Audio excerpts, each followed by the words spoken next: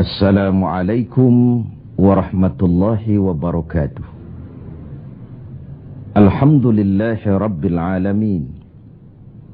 Wassalatu wassalamu ala ashrafil anbiya'i wal mursalin Sayyidina Muhammadin wa ala alihi wa sahbihi ajma'in. Amma ba'du. Saudara-saudara sebangsa, setanah air dan sekeyakinan yang berbahagia. Data-data terakhir yang sampai kepada kita membuat kita sebagai bangsa semakin prihatin. Walaupun tentu tidak membuat kita jadi pesimis, seraya kita tetap memberikan penghormatan dan penghargaan kepada upaya-upaya yang telah dilakukan oleh pemerintah kita.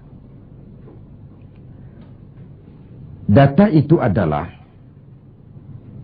3/5 dari jumlah penduduk kita hidup di bawah garis kemiskinan. Ini artinya apa? 60% dari 210 juta rakyat kita hidup di bawah garis kemiskinan dan 20% diantaranya dalam kemiskinan mutlak.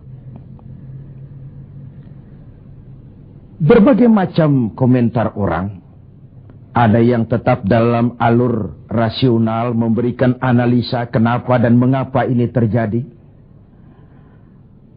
Ada yang berpendapat kurang kompaknya tim ekonomi kita. Ada yang bilang karena korupsi masih merajalela. Ada yang bilang rendahnya upaya untuk law enforcement. Ada yang lebih cenderung mencari kambing hitam, menyalahkan masa lalu. Namun realitasnya kemiskinan itu tetap berjalan, tetap berlangsung. Sementara kita harus melakukan upaya-upaya di dalam alur kebersamaan terhadap kondisi yang dihadapi oleh mayoritas bangsa kita ini. Pada jumpa ini saya ingin menyampaikan sebuah hadis yang diriwayatkan oleh Imam Al-Hakim. Rasulullah sallallahu alaihi wasallam bersabda, "Arba'un man kunna fihi nasyarallahu rahmatuh wa adkhalahu jannatuh." Ada 4 hal. Siapa saja yang mempunyai keempat hal ini, Allah akan pancarkan rahmat kepadanya. Allah akan pancarkan kasih sayang kepadanya dan dimasukkannya orang itu ke dalam surga. Mari kita lihat semoga kita termasuk salah satu saja dari 4 hal yang dibicarakan ini. Yang pertama, man awa miskinan. Orang yang memberikan perlindungan, memberikan tempat tinggal, menaungi orang-orang yang miskin. Allah melebihkan rizki sebagian kita dari yang lain, agar dalam hidup terjadi take and give. Karena bagaimanapun kita ini saling memerlukan. Tidak ada orang hebat yang bisa hidup sendirian. Betapa dan siapapun kita memerlukan yang lain. 60% rakyat kita hidup di bawah garis kemiskinan dan bukan mereka punya mau. Padahal subhanallah, kita diberikan negara yang begini kaya, hijau, ranau, subur, makmur. Bumi kita mengandung gas, batu bara, minyak, laut kita kaya, hutan kita kaya, negara kita kaya, dan penduduk kita miskin. What's wrong? Tapi pertanyaan ini bisa mengundang berbagai macam polemik. Oleh karena itu, saya ingin mengetuk hati kita semua. Allah akan memancarkan rahmatnya kepada orang-orang yang santun, berpihak kepada orang-orang miskin. Hukum sering tidak berpihak kepada kemiskinan. Kebenaran sering tidak berpihak kepada kemiskinan. Sehingga dengan demikian, tersudutlah dia di pojok-pojok kehidupan. Padahal ini masalah kita bersama. Sementara Rasul dengan tegas memperingatkan, Wallahu fi aunil abdi, madamal abdu fi auni akhi. Allah akan selalu menolong seorang hamba selama hamba itu masih mau menolong saudaranya. Jikalau kita sudah tidak punya kepedulian kepada saudara-saudara kita yang hidup di bawah garis kemiskinan, Jikalau kita biarkan mereka meratap dalam keputusasaan, jangan heran Allah juga tidak akan pernah peduli dengan kita.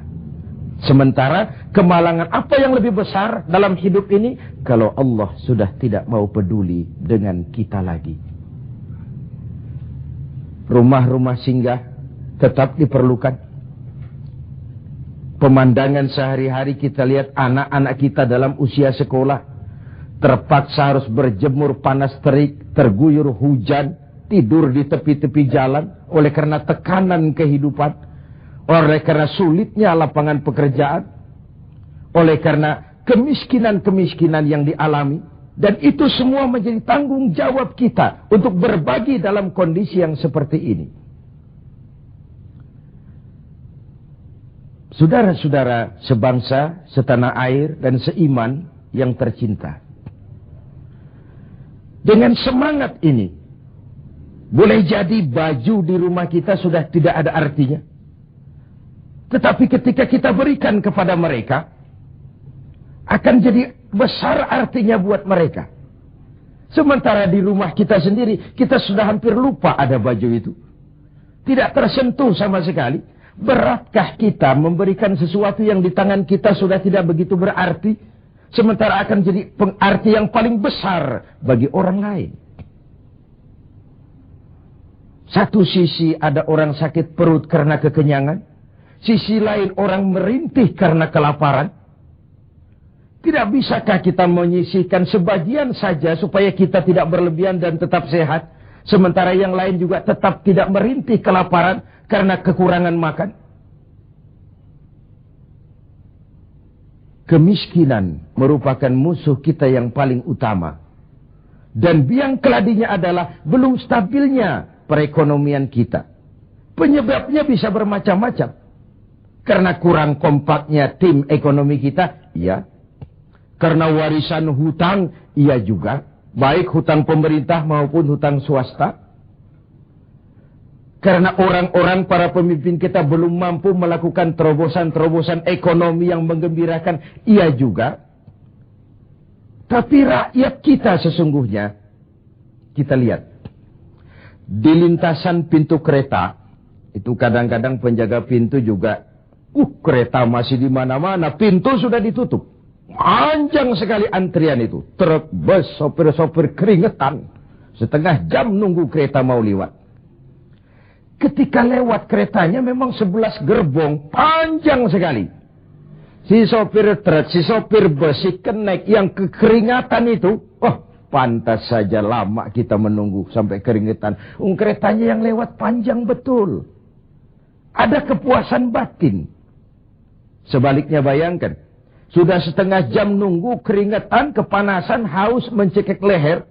Antrian mobil panjang di lintasan pintu kereta. Begitu lewat, yang lewat ini cuma lokomotif. Nyumpah-nyumpah kenek-kenek sopir sialan. Dikira apa setengah jam kita nunggu cuma begitu yang mau lewat.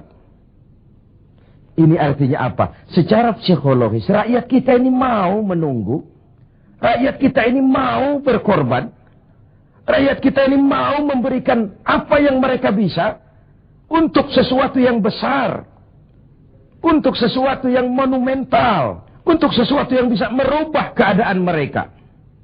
Jangan biarkan rakyat kita menunggu dengan kecewa. Karena begitu lama menunggu yang lewat cuma lokomotif. Cuma kepala kereta yang lewat. Mereka merasa penantian setengah jam sia-sia. Pengorbanan peras keringat. Haus mencekik leher.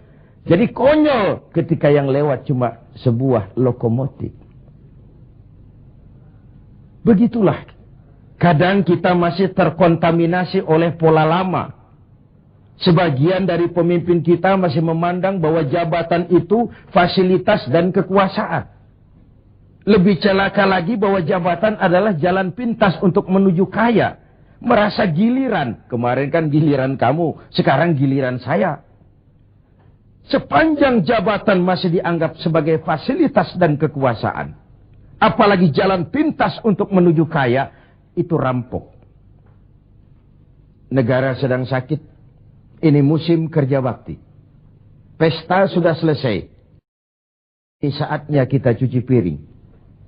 Kita, dalam artian seluruh komponen bangsa, ya birokratnya, ya teknokratnya, ya ekonomnya, ya agamawannya, ya politisinya, semua kita. Ini merupakan tanggung jawab kita secara bersama-sama. Man awa miskinan. Orang yang santun kepada orang-orang yang miskin. Memberikan tempat bernaung, tempat tinggal. Mendidik, memberikan kesempatan pendidikan kepada anak-anak mereka. Sehingga anak-anak itu, yang juga anak-anak kita, punya hak menatap hari esok dengan pasti. Punya hak menggantungkan harapan dan cita-cita. Seperti juga anak-anak lain punya harapan dan punya cita-cita. Marilah kita semua menyadari, hidup ini sebuah putaran menunggu giliran. Dan jabatan adalah amanah. Sementara menyia-nyiakan amanah adalah khianat.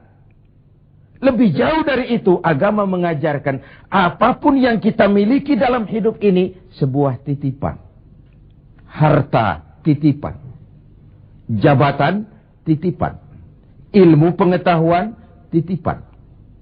Kalau titipan harus disikapi dengan dua. Pertama, titipan harus dijaga baik-baik. Masa ada orang datang ke rumah saya, Pak, saya titip mobil sebentar. Oh, silakan. Saat mobil diambil, kacanya pecah, bempernya penyok, rebannya kempes, knalpotnya hilang, marah yang punya. Saya cuma titip, kenapa tidak dijaga baik-baik? Begitulah Allah menitipkan jabatan kepada kita. Saat nanti diambil jabatan itu berlumur korupsi, berlumur kezoliman, tipu daya, trik, rekayasa. Tentu marah yang menitip ini. Kau harus bertanggung jawab. Ini kan titipan. Kenapa tidak dijaga baik-baik? Harta titipan. Malahan, kalau saudara diberikan ilmu, pertanyaan akhirat cuma satu. Ilmumu kau amalkan untuk apa? Diberikan kita usia yang panjang, pertanyaan akhirat juga cuma satu. Usiamu kau habiskan di mana? Tapi diberikan kita harta, pengadilan akhirat akan bertanya dua. Hartamu kau dapat dari mana, kau belanjakan kemana? Depan dan belakangnya ditanya, dari mana dan kemananya. Itu sebabnya Rasulullah berpesan, hasibu anfusakum qabla an tuhasabu. Hitung dirimu sebelum Allah yang menghitungnya. Dengan bahasa sekarang, kalau malam-malam ada baiknya kita putar film hidup kita ini. Sejak akil balik sampai sekarang, lihat adegan-adegan yang pernah kita lakukan. Oh, tanggal sekian, bulan ano, tahun sekian, saya nyolong, saya korup. Tanggal sekian, bulan sekian, saya nempeleng orang tanpa alasan yang benar. Putar film itu. Apa target dari semuanya? Kalau ada adegan yang tidak pantas, sekarang ini kita masih bisa melakukan sensor. Taubat maksudnya, pemutihan. Ada suara yang kurang jelas, masih bisa dubbing. Ada alur cerita yang kurang utuh, masih bisa editing. Proses sensor, proses editing, proses dubbing, masih dimungkinkan sekarang. Sekarang, di dunia ini. Kalau nanti di padang mahsyar Allah yang memutar film kehidupan kita, tidak akan ada waktu lagi untuk sensor, dubbing, editing, yang ada tinggal pertanggungan jawab. Dan hari itu seperti sering kita baca dalam surah Yasin, al-yawma nakhtimu ala afwahihim wa tukallimuna aydihim wa tashhadu arjuluhum bima kanu yaksibun. Mulut mereka kami gembok, tangan mereka akan laporan, dan kaki mereka akan memberikan kesaksian terhadap apa saja yang telah mereka lakukan. Jabatan adalah titipan. Dia harus dijaga baik-baik.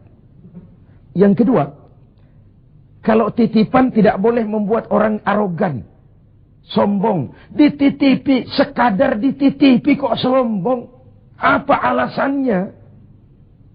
Orang titip mobil ke rumah saya, yang punya mobil pergi, saya petatang-peteteng, membangga-banggakan. Ini mobil hebat, ini mobil mutakhir, ini mobil canggih.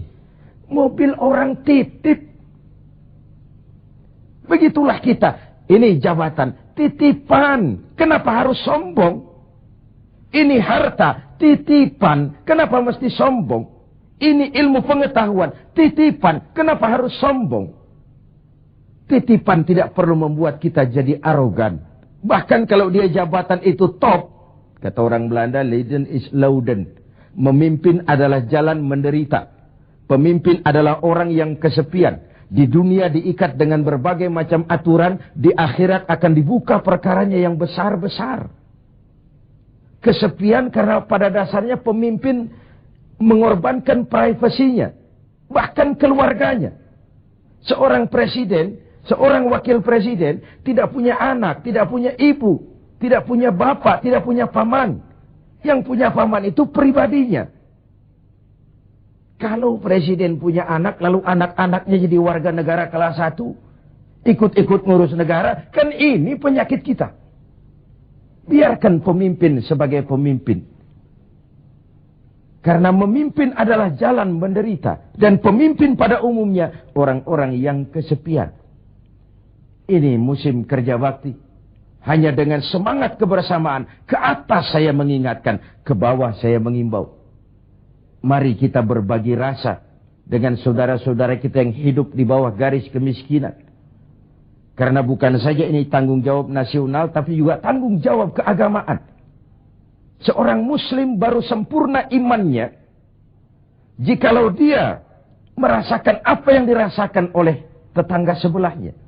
Bahkan tidak sempurna iman kamu, jikalau kau tidur dalam perut kenyang, sementara tetanggamu merintih kelaparan. Belum sempurna imanmu. Begitu kepekaan Islam, sampai iman dijadikan taruhan terhadap perbaikan nasib orang-orang miskin. Bukan sekadar sebuah slogan. Bukan sekadar sebuah simbol. Tapi sebuah realita kehidupan beragama. Tangan di atas lebih baik daripada tangan di bawah. Orang mukmin yang kuat lebih disukai Allah ketimbang orang mukmin yang lemah. Lemah ekonominya, lemah pendidikannya, lemah jaringan sosialnya, lemah kebudayaannya. Orang mukmin yang kuat lebih disukai Allah daripada orang-orang mukmin yang lemah. So, kalau kita dalam posisi itu, sekaranglah waktunya untuk berbuat. Jangan biarkan saudara-saudara kita merintih kelaparan. Anak-anak dalam usia sekolah terpaksa keleleran di jalan. Atau terpaksa harus kerja di bawah usia. Memang kadang kita berhadapan dengan siklus lingkaran setan. Pendapatan rendah, kenapa? Karena kemampuan rendah. Kemampuan rendah, kenapa? Karena pendidikan rendah. Pendidikan rendah, kenapa? Karena kurang gizi. Kurang gizi, kenapa? Karena biaya hidup tinggi. Biaya hidup tinggi, kenapa? Karena pendapatan rendah. Begitu berputar lingkaran setan ini. Tapi what can we do now? Apa yang bisa kita lakukan sekarang? Buat tetangga kita, buat masyarakat lingkungan kita, setidaknya man awa miskinan. Orang yang menolong orang-orang miskin. Memberikan tempat tinggal. Melindungi mereka. Akan dipancarkan rahmat Allah kepada mereka. Kasih sayang Allah akan berlimpah. Si miskin mungkin tidak akan bisa membalas. Tapi Allah akan memberikan balasan. Melalui jalan yang tidak pernah kita sangka. Ketimbang kita mencari kambing hitam. Oke lah, yang salah tetap salah. Tapi kan dengan argumen, bukan dengan sentimen. Untuk menegakkan kebenaran, bukan untuk menang-menangan. Zaklik, tidak personlik. Menyentuh dan bukan menyinggung. Biarkan hukum tetap tegak. Biarkan penataan ekonomi kita tetap profesional. Sementara kita yang oleh Allah diberikan sedikit kelebihan. Sedikit kemampuan. Mari kita berbagi. Untuk mengatasi persoalan bangsa yang memang berat ini. Ini yang pertama. Yang kedua, orang yang akan dapat pancaran rahmat dari Allah itu. Warahimad dha'ifa. Orang yang punya sifat belas kasih kepada mereka yang lemah. Keberpihakan kepada orang-orang yang tidak berdaya.